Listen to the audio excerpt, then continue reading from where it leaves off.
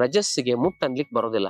ಅದು ನಾವು ಹುಟ್ಟಲಿಕ್ಕೆ ಮೂಲ ಸಂಜೀವಿನಿ. ಅದು ಹೆಣ್ಮಕ್ಳು ಹೆಚ್ಚು ಅಡಿಗೆ ಮನೆ ವ್ಯವಸ್ಥೆಯಲ್ಲಿ ಕೂರೋದು ನಿಲ್ಲೋದು ಈ ತರ ಕೆಲಸ ಮಾಡ್ತಿರು.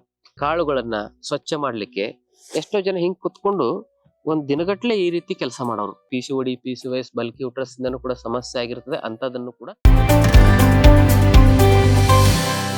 ಈ ಹೆಣ್ಣು ಮಕ್ಕಳಲ್ಲಿ ಋತುಬಂಧ ಅಂದ್ರೆ ಮೆನೋಪಾಸ್ ಟೈಮ್ ಅಂತ ಹೇಳ್ತೀವಿ. ಆ ಸಮಯದಲ್ಲಂತೂ ಹೆಣ್ಣು ಮಕ್ಕಳಿಗೆ ತುಂಬಾ ಸಮಸ್ಯೆಗಳು ಕಾಣಿಸ್ತದೆ. ಹೌದು. ಆ ಸಂದರ್ಭದಲ್ಲಿ ಏನೆಲ್ಲ ಮನೆಮದ್ದುಗಳನ್ನ ಮಾಡ್ಕೋಬಹುದು? ನೋಡಿ, ಈ ಮೆನೋಪಾಸಲ್ ಸಿಂಡ್ರೋಮ್ಸ್ ಇತ್ತೀಚಿನ ದಿನಗಳಲ್ಲಿ ತುಂಬಾ ಜಾಸ್ತಿ ಆಗ್ಲಿಕ್ಕೆ ಮೂಲ ಕಾರಣ ಅಂತ ಹೇಳಿದ್ರೆ, ತುಂಬಾ ಜನ ಏನ್ ಮಾಡ್ತಾರೆ, ಈ ಸಮಯದಲ್ಲಿ ಗರ್ಭಕೋಶನೇ ತೆಗೆಸ್ಬಿಡ್ತಾರೆ. ಹೌದು. ಅಂತವ್ರಿಗೆ ಏನೆಲ್ಲ ಮನೆಮದ್ದುಗಳನ್ನ ಹೇಳ್ತೀರಿ? ನೋಡಿ, ಇದಕ್ಕೆಲ್ಲ ಮೂಲ ಕಾರಣ ಅಂದ್ರೆ ಹೆಣ್ಮಕ್ಳು ಹೆಚ್ಚು ಅಡಿಗೆ ಮನೆ ವ್ಯವಸ್ಥೆಯಲ್ಲಿ ಕೂರೋದು ನಿಲ್ಲೋದು ಈ ತರ ಕೆಲಸ ಮಾಡ್ತಿರು. ಈಗ ಶಾರೀರಿಕ ಶ್ರಮ ಇಲ್ಲ. ಹಿಂದೆ ಬೀಸೋಕಲ್ ಇರ್ತಿದ್ದು, ಇವಾಗ ಅದಿಲ್ಲ. ಹಿಂದೆ ಒಳ್ಳಗಳಲ್ಲಿ ತಿರುವವರು, ಈಗ ಅದಿಲ್ಲ. ಕುಟ್ಟೋದು, ಬೀಸೋದು ಇವೆಲ್ಲದ್ರಿಂದ ಹೆಚ್ಚು ಗರ್ಭಕೋಶಕ್ಕೆ ಎಕ್ಸರ್ಸೈಸ್ ಆಗ್ತಿತ್ತು. ಇವೆಲ್ಲ ಗರ್ಭಕೋಶದ ಎಕ್ಸರ್ಸೈಸ್ಗಳು ಇವೆಲ್ಲ ಕಡಿಮೆ ಆಗಿರೋದ್ರಿಂದ ಏನಾಗ್ತದೆ, ಇತ್ತೀಚಿನ ದಿನಗಳಲ್ಲಿ ಈ ಗರ್ಭಕೋಶ ಸಮಸ್ಯೆ ಜಾಸ್ತಿ ಆಗ್ತದೆ. ಆಮೇಲೆ ಈ ಕಾಳುಗಳನ್ನ ಸ್ವಚ್ಛ ಮಾಡ್ಲಿಕ್ಕೆ ಎಷ್ಟೋ ಜನ ಹಿಂಗ್ ಕುತ್ಕೊಂಡು ಒಂದ್ ದಿನಗಟ್ಲೆ ಈ ರೀತಿ ಕೆಲಸ ಮಾಡೋರು. ಅಂದ್ರೆ ಇದೆಲ್ಲ ಪೆಲ್ವಿಕ್ ಭಾಗ ಓಪನ್ ಆಗ್ತಿತ್ತು. ಅಂದಾಗ ಗರ್ಭಕೋಶದಲ್ಲಿ ಒತ್ತಡಗಳು ಕಮ್ಮಿಯಾಗಿ ಈ ಸಮಸ್ಯೆಗಳು ಬರ್ತಿರ್ಲಿಲ್ಲ. ಇತ್ತೀಚಿನ ದಿನಗಳಲ್ಲಿ ಈ ಮೆನೋಪಾಸ್ ಸಮಸ್ಯೆ ತುಂಬಾ ಜಾಸ್ತಿ ಆಗ್ತದೆ. ಅದಕ್ಕೆ ಕಾರಣ ಗರ್ಭಕೋಶದ ವ್ಯಾಯಾಮ ಇಲ್ಲದೆ ಇರತಕ್ಕಂಥದ್ದು.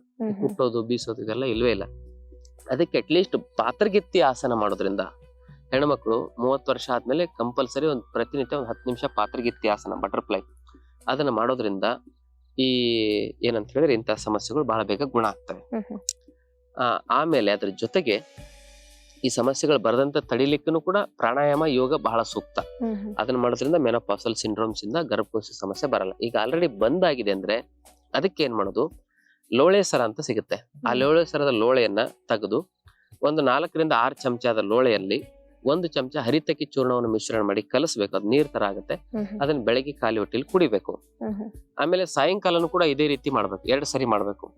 ಇದರಿಂದ ಅಲ್ಲಿ FSH, ಆಮೇಲೆ ಪ್ರೊಜೆಸ್ಟರಾನ್, ಇಸ್ಟ್ರೋಜನ್ ಅಂತಕ್ಕಂಥ ಹಾರ್ಮೋನ್ಗಳು ವ್ಯತ್ಯಾಸ ಆಗಿರ್ತವೆ.